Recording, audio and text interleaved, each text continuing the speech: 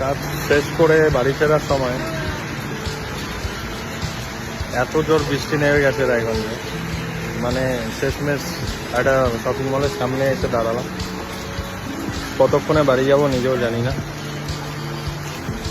যে পরিমাণ বৃষ্টি পড়ছে।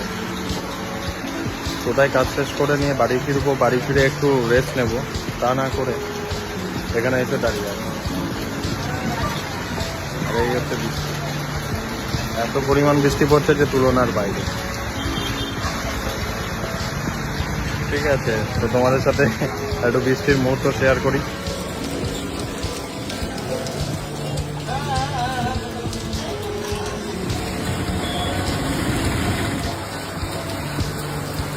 বৃষ্টির মুহূর্ত দেখার পরে আর কোনো কাজ না থাকাতে শপিং মলের ভেতরে ঢুকে নিয়ে একটু চারদিক ঘুরে ঘুরে বুঝলাম যা এ মলে সেরকম কালেকশন কিছু নেই।